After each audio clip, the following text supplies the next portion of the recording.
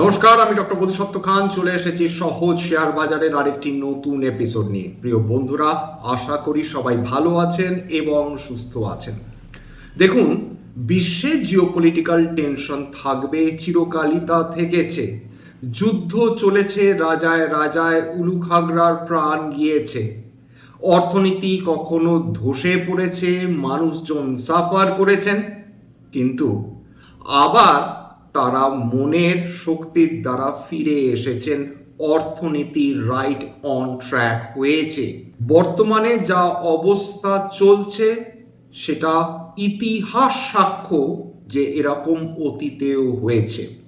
2022-এ হয়েছে, 2013-14-তে হয়েছে, 2007-8-এ হয়েছে, 2001-এ হয়েছে পেট্রোলিয়াম ক্রাইসিস, পেট্রোলিয়াম এম্বার্গো 1970 সালে। সব সময় বাজারে পতন এসেছে, 1-2% পতন নয়। কোনো ক্ষেত্রে যেমন সাবপ্রাইম ক্রাইসিস 2008 সালে ভারতীয় শেয়ার বাজার 65% বেশি কারেকশন দেখে ফেলে। সেখান থেকে বাজার কিন্তু আবার ফিরে এসেছে। অত দূরেও হয়তো যেতে হবে না। 2020-র কোভিড ক্রাইসিস দেখুন, 20শে মার্চ সমস্ত বন্ধ হয়ে গেল, যাতায়াত বন্ধ হয়ে গেল, মানুষ ঘরবন্দি হলেন। তারপর মার্কেট ক্র্যাশ করলো, মাত্র কয়েকদিনের মধ্যে 35% পতন। বেঞ্চমার্ক ইন্ডাইসেস যেমন নিফটি, তার অন্তর্গত বিভিন্ন স্টকগুলোতে মাত্র কয়েকদিনের ব্যবধানে 50-65% কারেকশন চলে এলো। তারপর যেটা ঘটলো সেটা ম্যাজিক্যাল। মাত্র কয়েক মাস বাদেই সেন্সেক্স নিফটি তারা সর্বকালীন নতুন উচ্চতা ছুঁয়ে ফেললো। কেবলমাত্র কোভিড পরবর্তী সময়ে যদি মার্কেটকে দেখেন, এমন স্টকও রয়েছে, উদাহরণ ক্রম্পটন গ্রিপস পাওয়ার, সেইটা 100 গুণ বৃদ্ধি পেয়েছে। জাস্ট উদাহরণ হিসাবে বলছি, কোনো রেকমেন্ডেশন নয়। এছাড়া বিভিন্ন বড় মেজো ছোট স্টক, কোনোটা 50 গুণ, কোনোটা 70 গুণ, কোনোটা 10 গুণ। আজকে নিফটি 24,000-এর সামান্য নিচে রয়েছে, সেন্সেক্স 75,000-এর কাছাকাছি ঘোরাঘুরি করছে। আর আমরা আলোচনা করছি বাজার শেষ, যেখানে নিফটির লাইফ হাই 26,200-300-র কাছে, সেখান থেকে যদি আজকে 23,500-600-র কাছে ট্রেড করে, সেটা হার্ডলি 10-12%-এর কাছাকাছি কারেকশন, এবং সেই কারেকশনের মাধ্যমে এটাকে বেয়ার মার্কেটও বলা সম্ভব নয়। কারণ টেকনিক্যালি নিফটিকে যদি বেয়ার মার্কেটে ঢুকতে হয় তাহলে অন্তত 20% কারেকশন হতে হবে। বর্তমানে একসঙ্গে যা ক্রাইসিস চলছে সেইটার ব্যাপারে সতর্ক হওয়া আমাদের অবশ্যই উচিত। টাকাতে সর্বকালীন দুর্বলতা, ডলার ক্রমাগত শক্তিশালী হয়ে চলেছে। কারেন্ট অ্যাকাউন্ট ডেফিসিট এপ্রিল মাসের ডেটা বলছে সেটা মারাত্মকভাবে বৃদ্ধি পেয়েছে। সোনার দাম বিগত 1 বছরে মাত্রা ছাড়িয়ে গেছে আমাদের সহ্য ক্ষমতার। রূপোর ক্ষেত্রেও একই কথা প্রযোজ্য। কাঁচা অপরিশোধিত জ্বালানি তেল ফেব্রুয়ারি মাসে $60 থেকে 1 লাফে প্রায় $100 বেশি ছাড়িয়ে গিয়েছে। মার্কেট তো কিছুই পতন দেখেনি। এফআইআইসরা সেপ্টেম্বর 2024 থেকে প্রায় 3 লক্ষ কোটি টাকার শেয়ার বিক্রি করে দিয়ে চলে গিয়েছেন। তা সত্ত্বেও বাজারে যে এখনো সেই অর্থে কোনো পতন আসেনি। তার কারণ আপনি আমি সবাই মিলে আমরা প্রত্যেক মাসে যেভাবে বিনিয়োগ করছি, অর্থাৎ যারা এসআইপির মাধ্যমে বিনিয়োগ করে চলেছেন, সেই টাকাটা ডোমেস্টিক ইনস্টিটিউশনাল ইনভেস্টার্সরা তারা ভারতীয় শেয়ার বাজারে বিনিয়োগ করে চলছেন প্রত্যেক দিন, প্রত্যেক মাস। তাদের এই বিনিয়োগের কারণেই এফআইআইসরা তারা যতই টাকা তুলে নিয়ে যান না কেন, ভারতীয় শেয়ার বাজার সেইভাবে এখনো পতনমুখী হতে পারেনি। সতর্কতা অলরেডি জারি করে দিয়েছেন। যে কোনো ইনভেস্টর হলে না হয় কথা ছিল, সতর্কতা জারি করে দিয়েছেন প্রবাদ প্রতিম ব্যক্তিত্ব ওয়ারেন বাফেট। 95 বছর বয়স ভদ্রলোকের, বিশ্বের অন্যতম সেরা ধনী মানুষ, এবং কেবলমাত্র শেয়ার বাজারে বিনিয়োগ করে একজন মানুষ এই অবিশ্বাস্য ওয়েলথ ক্রিয়েট করতে পারেন, ওনাকে না দেখলে বোঝা সম্ভব নয়। বিগত 2 বছর ধরে লাগাতার শেয়ার বিক্রি করে যাচ্ছেন। বর্তমানে তার কোম্পানি বার্কশায়ার হ্যাথওয়ের কাছে $400 বিলিয়ন ক্যাশ পড়ে রয়েছে। $1 বিলিয়ন আজকের ভারতীয় মুদ্রায় 9,500 কোটি টাকা। তিনি এই টাকাটা শেয়ার বাজারে বিনিয়োগই করছেন না। তার ফেভারিট যে স্টকস গুলো, তার মধ্যে অন্যতম অ্যাপল, সেই অ্যাপেলে তিনি সর্বাধিক শেয়ারস বিক্রি করে বসে আছেন। ক্রিটিক করতে চান তার এই সিদ্ধান্তের, সমালোচনা করতে চান তার এই সিদ্ধান্তের, তারা বলবেন যে তাহলে ওয়ারেন বাফেট মারাত্মক ভুল করেছেন। তিনি এই টাকাটা যদি বিগত 1 বছরে আমেরিকার ম্যাগনিফিসেন্ট 7 শেয়ারসগুলোতে বিনিয়োগ করতেন, তার এই পরিমাণ টাকা আজকের দিনে ডাবল হয়ে যেত। কিন্তু ওয়ারেন বাফেট, তার কিছু ফিক্সড ক্রাইটেরিয়া রয়েছে, যেই জন্যে তিনি অন্যদের থেকে সম্পূর্ণভাবে আলাদা। তিনি যদি মনে করেন যে শেয়ার বাজারে যে প্রিন্সিপালসগুলোর মাধ্যমে বা যে নিয়মগুলো মেনে তিনি বিনিয়োগ করেন সেগুলো ফুলফিলড হচ্ছে না, তাহলে তিনি শেয়ার বাজারে বিনিয়োগ করবেন না, যতই শেয়ার বাজার তাকে রিটার্ন দিক না কেন। তার অন্যতম ফেভারিট ইন্ডিকেটর, যেটাকে ওয়ারেন বাফেট ইন্ডিকেটর নাম দেওয়া হয়েছে, অর্থাৎ market cap to GDP ratio, সেই market cap to GDP ratio সেটা বর্তমানে আমেরিকায় 240-এ পৌঁছে গেছে। মার্কেট ক্যাপ টু জিডিপির ফেয়ার রেশিও হচ্ছে 95 থেকে 90-এর মধ্যে, যেখানে আমেরিকা ওভার ভ্যালুড হয়ে বসে রয়েছে আমেরিকান মার্কেটস। ভারতবর্ষের ক্ষেত্রেও যে খুব একটা কমফোর্টেবল পজিশনে আমরা আছি এমনটি নয়। বর্তমানে নিফটি যদি trailing 12 months price two earnings ratio দেখেন, সেটা 20-র সামান্য ওপরে ট্রেড করছে। এর ফলে ভারতের বাজার সস্তায় ট্রেড করছে, এটা তো অন্তত কোনোভাবেই বলা সম্ভব নয়। এবং ভারতের মার্কেট ক্যাপ টু জিডিপি বর্তমানে 120-র ভারতীয় শেয়ার বাজার ওভার ভ্যালুড পজিশনে সেটা বসে রয়েছে। তাহলে আমাদের কি করা উচিত? ওয়ারেন বাফেট যে প্রিন্সিপালসগুলো ফলো করেন তার মধ্যে অন্যতম হচ্ছে trading 12 months price two earnings ratio. সেইখানে ইউজুয়ালি সেটা যদি 10 থেকে 15-র মধ্যে থাকে তবে তিনি সেটাতে বিনিয়োগ করেন, নতুবা সেটাতে বিনিয়োগ করেন। তিনি তার সঙ্গে সঙ্গে এটাও হয়তো আন্দাজ করতে পেরেছেন, নতুবা 2 বছর ধরে এরকম প্রবাদপ্রতিম ব্যক্তিত্ব টাকার পাহাড়ের উপর বসে থাকতেন না, তিনি সেটা বিনিয়োগ করে দিতেন শেয়ার বাজারে।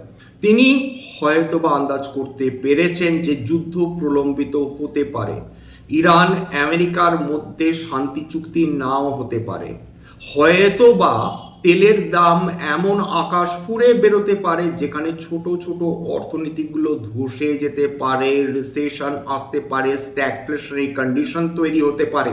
আমরা সতর্ক হব না কেন? ফিউচারিস্টিক যে শেয়ারসগুলো রয়েছেন সেইগুলো সম্বন্ধে সতর্ক অবশ্যই হওয়া উচিত। মানুষ আনন্দের আতিশয্যে যেভাবে এই কোম্পানিগুলোতে বিনিয়োগ করেছেন, এক একটা কোম্পানি যেভাবে এক্সপেন্সিভ হয়ে গেছে, এত চড়া দামে বাজারে তার ট্রেডিং হচ্ছে, যদি দেখা যায় যে কোম্পানিগুলো তাদের প্রত্যাশা অনুযায়ী ফলাফল করতে পারছে না, তারা খুব স্বাভাবিকভাবে পতন দেখবে। কোনো স্টকে এমন ইউফোরিয়া তৈরি হয়েছে যে একটি স্টক 300 পি ট্রেড করছে। প্রফিটের এই কথাটা আমাদের মাথায় রাখতে হবে যে be fearful when others are greedy and be greedy when others are fearful। আরেকটা অত্যন্ত গুরুত্বপূর্ণ প্রিন্সিপাল রয়েছে। 1 নম্বর, never lose money in the share market. Number 2, do not forget the first rule. দয়া করে নিজের কষ্টার্জিত টাকা শেয়ার বাজারে ফাটকা খেলতে গিয়ে নষ্ট করবেন না। ধৈর্য খুব গুরুত্বপূর্ণ। এরকম সময় আসে, যেটা বিগত 2 বছর ধরে আমরা দেখছি, যে স্টক মার্কেটে কোনো ধরনের মুভমেন্ট নেই। 2008-এর পর কয়েক বছর লেগেছিল বাজারে রিকভারি আসতে। যদি দিনের পর দিন তেলের দাম বৃদ্ধি হতে থাকে, সেক্ষেত্রে ইনফ্লেশনকে আটকে রাখা সম্ভব হবে না। রিজার্ভ ব্যাংক অফ ইন্ডিয়া তারা সব থেকে বেশি কড়া মেজার্স নেবেন যদি এরকম ঘটনা ঘটতে থাকে। তো কোনো ফরওয়ার্ড লুকিং স্টেটমেন্ট দিচ্ছি না, কেবল সম্ভাবনাগুলোর কথা বলছি। রেট সেন্সিটিভ সেক্টরসগুলোর সম্বন্ধে আমাদের এখন থেকেই সতর্ক হওয়ার প্রয়োজন রয়েছে। বাজারের পতনের জন্য অপেক্ষা করাটা একজন সুযোগ্য বিনিয়োগকারীর কাজ। বাজারে যদি পতন হয়, বিভিন্ন স্টকসগুলোতে যদি পতন হয়, তাহলে আমরা কিভাবে বুঝবো যে সেই স্টকটি সেটা আন্ডার ভ্যালুড হয়েছে বা তার ইন্ট্রিনসিক ভ্যালু থেকে কমে ট্রেড করছে? যে একটি স্টক ইন্ট্রিনসিক ভ্যালু নিচে ট্রেড করছে বলে সে আর ফার্দার পতন দেখতে পারে না। অবশ্যই পতন দেখতে পারে। মার্কেটে যখন আতঙ্ক আসে তখন কেউ কি ভালো স্টক, কি খারাপ স্টক, কি ডিফেন্সিভ স্টক, কি গ্রোথ স্টক, কেউ কিচ্ছুটি দেখে না। তারা পাগলের মতন শেয়ার বিক্রি করে কোনো মতে নিজের মূলধনটা বাঁচাবার চেষ্টা করে। আমাদের কি কি দেখা উচিত এবং ধৈর্য ধরে কোন কোন প্যারামিটারসগুলো দেখা উচিত, যার ফলে আমরা ঠিক সঠিক সময়ে হাতুড়ির বাড়িটা মারতে পারবো? প্রথমটা হচ্ছে ইন্ট্রিনসিক ভ্যালু। অনেকে প্রশ্ন করেন যে ইন্ট্রিনসিক ভ্যালু কিভাবে ক্যালকুলেট করতে হয়। দেখুন, ইন্ট্রিনসিক ভ্যালু এটা একটু শিখতে হবে। ইন্ট্রিনসিক ভ্যালুর নিচে যখনই শেয়ারের দাম চলে যাবে তখন বিশেষজ্ঞরা মনে করেন দামে ট্রেড করছে। প্রাইস টু আর্নিংস রেশিও, দেখুন প্রাইস টু আর্নিংস অনেকে ফরওয়ার্ড পির কথা বলেন। আমাদের সুবিধার্থে আমরা ট্রেলিং 12 মান্থস পির কথায় আলোচনা করব। কিভাবে বুঝবে একটা স্টক আন্ডার ভ্যালুড কিনা? সে যেই সেক্টর বা যে ইন্ডাস্ট্রির মধ্যে অপারেট করছে, ধরুন কোনো গাড়ির কোম্পানির শেয়ার আপনি কিনতে ইচ্ছুক, সেই ক্ষেত্রে ইন্ডাস্ট্রির পি তুলনায় সেই গাড়ির পি কম রয়েছে, তাহলে ধরে নেন বিশেষজ্ঞরা যে এটা ইউজুয়ালি আন্ডার ভ্যালুড হয়ে ট্রেড করছে। বুক ভ্যালুকে কেউ কেউ ইন্ট্রিনসিক ভ্যালু হিসাবে দেখতে পছন্দ করেন এবং তারা বলেন যে বুক ভ্যালুর মধ্যে গোটা কোম্পানিটার ইতিহাস নিহিত রয়েছে এবং সেটা তারা যে খুব বাড়াবাড়ি করেন এমনটিও কিন্তু নয়। যে প্রাইস টু বুক ভ্যালু একটি কোম্পানির আমরা দেখব এবং তার সঙ্গে তুলনা করব সেই ইন্ডাস্ট্রির price to book value historically কত বা তার অ্যাভারেজ কত। এবার আপনি যদি একটি গাড়ি ইন্ডাস্ট্রির সঙ্গে আপনি যদি একটা সফটওয়্যার ইন্ডাস্ট্রির পি তুলনা করতে চান বা প্রাইস টু বুক ভ্যালু তুলনা করতে চান, ডেঞ্জারাস হবে। তার কারণ একটা অ্যাসেট লাইট ইন্ডাস্ট্রি, একটা অ্যাসেট হেভি ইন্ডাস্ট্রি, দুটোর মধ্যে পার্থক্য রয়েছে। একটি কোম্পানির টপ লাইন এবং বটম লাইন একদম নভেলস যারা ইনভেস্টার্স তাদের জন্য সবচেয়ে বেশি গুরুত্বপূর্ণ। বিগত 12টা কোয়ার্টার ধরে সেই 3 বছরে তার সেলস প্রত্যেক কোয়ার্টারে বেড়ে চলেছে কিনা, একটা কোয়ার্টার এদিক ওদিক হতে পারে, সেটা এক্সেপশন, সেটা আমরা ধরছি না, কিন্তু অন অ্যান অ্যাভারেজ তার রেভিনিউ প্রত্যেক কোয়ার্টারে বেড়ে চলেছে কিনা বিগত 3 বছর ধরে। একই কথা সাজে তার প্রফিটেবিলিটি, অর্থাৎ তার প্রফিট আফটার ট্যাক্স, সেইটা বিগত 3 বছর ধরে বেড়ে চলেছে কিনা। অনেকে অপারেটিং প্রফিট দেখেন, সেটাও একই কাজ করতে পারেন যে অপারেটিং প্রফিট বিগত 3 বছর ধরে সেটা লাগাতার বৃদ্ধি করে চলেছে কিনা। যারা প্রকৃত ব্যবসাদার তারা দেখেন যে ঋণ একটি কোম্পানি নিয়েছে সেটা মাথার উপর দিয়ে যেন জল না বয়, অর্থাৎ ডেট টু ইকুইটি রেশিও সেটা সবসময় 1-এর কম হওয়া কাম্য। যখনই 1.5 বা 2 হয়ে যাবে তখন সেটা কিন্তু ইজ আ রেড ফ্ল্যাগ। সুতরাং যে কোনো কোম্পানিতে বিনিয়োগ করার আগে সব সময় এটা দেখে নেবেন, সব ভুলে যান, আগে তার মাথার ওপর ঋণ কত রয়েছে, ডেট টু ইকুইটি রেশিও কিরকম। ভালো কোম্পানির ক্ষেত্রে যেটা বড় বড় বিনিয়োগকারীরা দেখেন, must return on equity, return on capital employed. একটা বুকে হাত দিয়ে বলুন তো, ভারতবর্ষে এমন কতগুলো কোম্পানি রয়েছে যারা বিগত 5 বছর 10 বছর ধরে লাগাতার রিটার্ন অন ইকুইটি 20-এর বেশি এবং রিটার্ন অন ক্যাপিটাল এমপ্লয়েড 20-এর বেশি দেখাতে পেরেছেন? উত্তর হচ্ছে হাতে গোনা কয়েকটা এরকম কোম্পানি থাকবে যাদের রিটার্ন অন ইকুইটি এবং রিটার্ন অন ক্যাপিটাল এমপ্লয়েড একই সঙ্গে 20-এর ওপর রয়েছে বিগত 5 বছর বা 10 বছর ধরে। সেই কোম্পানিগুলো কিন্তু জুয়েলস। তার রিটার্ন অন অ্যাসেট দেখুন, ROA যখনই 1-এর বেশি হয় সেই কোম্পানিকে ইউজুয়ালি হেলদি এবং গ্রোথ ওরিয়েন্টেড ধরা হয়। ফ্রি পজিটিভ ক্যাশ ফ্লো, জোপে নিন ফ্রি পজিটিভ ক্যাশ ফ্লো। একটা কোম্পানি ততটাই ভালো যতটা তার ফ্রি পজিটিভ ক্যাশ ফ্লো রয়েছে। লাস্ট 1 ইয়ারের ফ্রি পজিটিভ ক্যাশ ফ্লো দেখুন, লাস্ট 5 ইয়ার্সের ফ্রি পজিটিভ ক্যাশ ফ্লো দেখুন। যদি সেটা পজিটিভ থাকে তাহলে বুঝবেন যে কোম্পানিটা হেলদি, তার পকেটে নিয়মিতভাবে টাকা ঢুকছে। যে কোম্পানিগুলো এই প্যারামিটারসগুলো ফুলফিল করছে সেই কোম্পানিগুলোর উপর একেবারে মনকে শক্ত করে বসে থাকুন, ধৈর্য ধরে বসে থাকুন যে এই কোম্পানিগুলোর শেয়ারের দর কখন নিচে নামবে। প্রমোটার হোল্ডিং অর্থাৎ মালিকানা, একজন যিনি মালিক তিনি যদি দেখেন যে তার কোম্পানি ভবিষ্যতে দারুণ প্রফিটেবল হতে চলেছেন, তিনি আর যাই হোক নিজের শেয়ার বিক্রি করবেন না। কোন প্রমোটাররা তারা নিজের কোম্পানির শেয়ার বিগত 2-3 কোয়ার্টার ধরে একটু একটু করে বাড়িয়ে চলেছেন। আমরা সবাই ইউজ টু হয়ে গেছি যে প্রমোটাররা নিজেদের অংশীদারিত্ব বিক্রি করবে। যদি প্রমোটার নিজের শেয়ার বিক্রি করে সেটা ভুল কিছু নয়, অন্যায় কিছু নয়, আনএথিক্যাল কিছু নয়, কিন্তু সেটা বিনিয়োগকারীদের কনফিডেন্স খানিকটা কমিয়ে দেয়। কিন্তু যদি দেখা যায় যে প্রমোটার তারা একটু একটু করে নিজেদেরই কোম্পানির শেয়ার নিজেরা কিনে নিচ্ছেন, সেটা একটা দারুণ কনফিডেন্স ইনস্টিল করে বিনিয়োগকারীদের মধ্যে। রিজার্ভস বাড়ছে কিনা, একটি কোম্পানির রিজার্ভস হিসেব মতন কিন্তু তার প্রত্যেক কোয়ার্টার বা প্রত্যেক বছর বাড়া উচিত। যদি কোনো কোম্পানির রিজার্ভস দেখা যায় ডিপ্লিটেড হচ্ছে, প্রত্যেক বছর বাড়ার তুলনায় কমে যাচ্ছে, রেড ফ্ল্যাগ। আপনি আমরা সাধারণ মানুষ, আমরা যদি একটি কোম্পানিতে বিনিয়োগ করি আমাদের প্রত্যাশা কি থাকবে যে প্রত্যেক বছর কোম্পানি যে প্রফিট করছে তার একটা অংশ নিজের সংসার চালাবার জন্য তো আমরা পাবো। একটি কোম্পানি যদি নিয়মিতভাবে ডিভিডেন্ড দিয়ে থাকে, উদাহরণ হিসেবে বলছি, আবার কোনো রিকমেন্ডেশন সাজেশন না, কোল ইন্ডিয়া হিউজ পরিমাণ ডিভিডেন্ড দিতে থাকে। মাছের তেলের মাছ ভাজুন না, কে বারণ করেছে? ডিভিডেন্ডের টাকা হাতে পান, সেই টাকাটা আবার শেয়ারে বিনিয়োগ করে দিন। হিন্দুস্তান জিঙ্ক হিউজ পরিমাণ ডিভিডেন্ড দেন। সমস্ত পিএসইউ কোম্পানিজগুলো তারা তাদের সাধ্য মতন তারা ডিভিডেন্ড দিয়ে যান। এর ফলে বিনিয়োগকারীরা খুশি থাকেন, তারা তাদের হাতে একটা নিয়মিত second source of income stream তৈরি হয়। উদাহরণ হিসেবে আইটিসি বিপুল পরিমাণ ডিভিডেন্ড দিয়ে থাকে, একটা ক্যাশ জেনারেটিং জায়ান্ট বলা যায় আইটিসিকে। তার মানে ভারতবর্ষের অন্যতম সেরা কোম্পানিগুলো তারা একই সঙ্গে তাদের কোম্পানির ব্যবসা বৃদ্ধিও করে চলেছে, অন্যদিকে তারা কিন্তু ডিভিডেন্ডও পে করে চলেছে, একটা ভীষণ হেলদি সাইন একটা কোম্পানির ক্ষেত্রে। এছাড়া একটি কোম্পানি বোনাস শেয়ার দিচ্ছে কিনা, একটি কোম্পানি স্টক স্প্লিট করছে কিনা, একটি কোম্পানি রাইটস ইস্যু বাজারে নিয়ে আসছে কিনা, একটি কোম্পানি তারা স্কিম অফ অ্যারেঞ্জমেন্ট ডিমার্জার করছে কিনা, এইগুলো কিন্তু একটা কোম্পানির সম্বন্ধে বিনিয়োগকারীদের মধ্যে একটা কনফিডেন্স সৃষ্টি করে। দেখুন, একসঙ্গে সমস্ত সেক্টর কোনোভাবেই র্যালি করতে পারে না, কোনোভাবে তারা পারে না।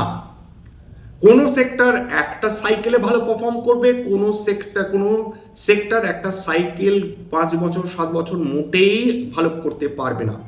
সুতরাং কোনগুলো সানরাইজ সেক্টর, অর্থাৎ সরকারের তীক্ষ্ণ নজর রয়েছে, সরকার সেই সেক্টরগুলোকে এনকারেজ করতে চাইছেন, তার উপর নজর দিন।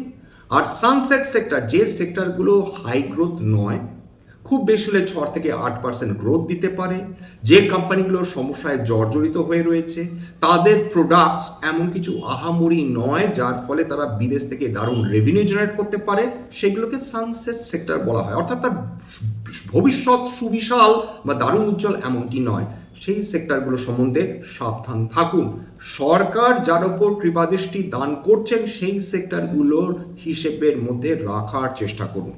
যে সেক্টরগুলো এক্সটার্নাল ফ্যাক্টরসের ওপর ডিপেন্ডেন্ট, সেই সেক্টরগুলো সম্বন্ধে সাবধান থাকুন।